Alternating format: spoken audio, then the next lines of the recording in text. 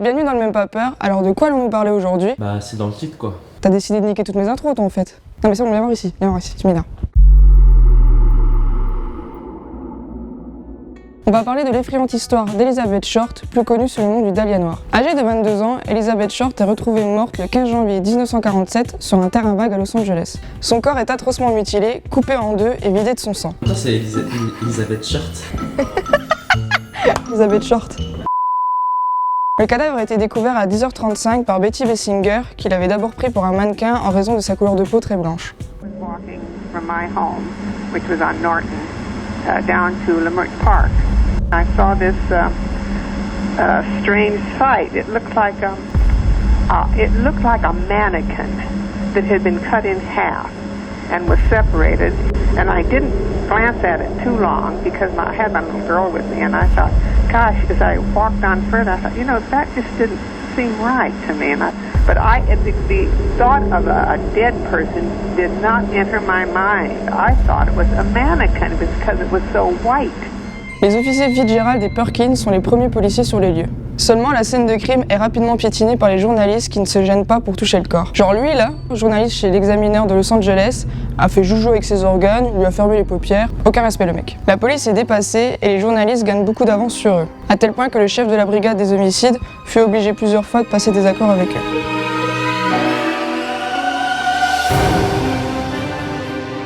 Son corps a été coupé proprement en deux, vidé de son sang et porte de nombreuses marques post-mortem de mutilation et de torture. La cause du décès serait due aux nombreux coups qu'elle a reçus et à une lacération de 30 cm au niveau de la bouche qui lui forme un sourire troublant. D'autres détails ont été gardés secrets par la police pour éliminer des faux coupables. Entre nous, je sais pas trop comment vous les dire, mais bon. Une touffe de ses palpébriens a été enfoncée profondément dans son anus et un morceau de sa peau dans son vagin et lui a fait avaler ses propres matières fécales. Voilà.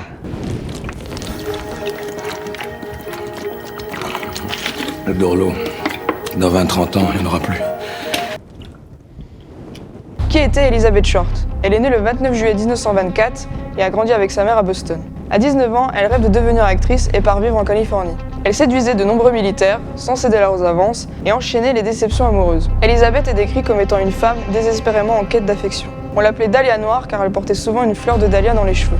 Mais ce surnom fait aussi référence au film The Blue Dahlia, sorti peu de temps avant sa mort. Le 9 janvier 1947, un certain Robert Manley, un homme qu'elle voyait à l'époque, l'a déposée au Biltmore Hotel à Los Angeles, soit 6 jours avant la découverte de son corps. Ce fut le dernier lieu où elle a été vue vivante. Bien évidemment, les deux grandes questions qui se posent sont qui a tué Elizabeth Short et pourquoi?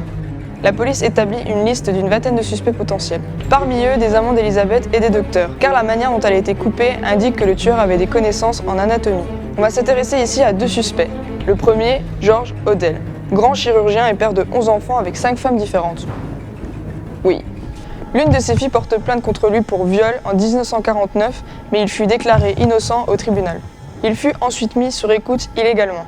Dans une de ses conversations téléphoniques, il déclare « Supposons que j'ai tué le Dahlia Noir, ils ne pourraient jamais le prouver maintenant, ils ne peuvent même plus parler à ma secrétaire, car elle est morte. » En effet, elle est morte d'overdose.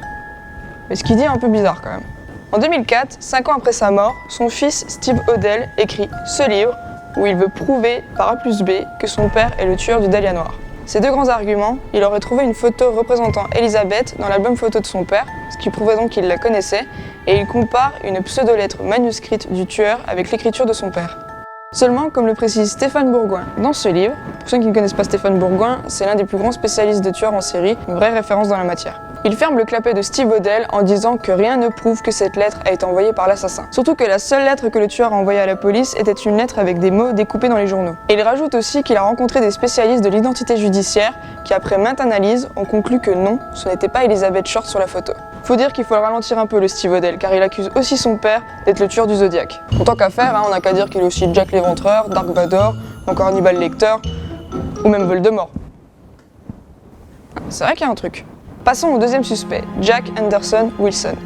Il n'est pas sur la liste officielle des suspects, mais il est approuvé par Stéphane Bourgoin, John Gilmore, un autre spécialiste de tueurs en série, et des profilers de Quantico. Il a contacté John Gilmore sous le nom d'Arnold Smith en prétendant connaître le meurtrier du Dahlia Noir. Il accusa un certain Al Morrison et donna des détails crédibles tout en étant en possession d'une photo de la victime. C'est en contactant un policier que John Gilmore constata qu'Arnold Smith et Al Morrison étaient en fait une seule et même personne, Jack Anderson Wilson. Son casier judiciaire est bien chargé. Agression sexuelle, vol, conduite en état d'ivresse, braquage, vagabondage, sodomie.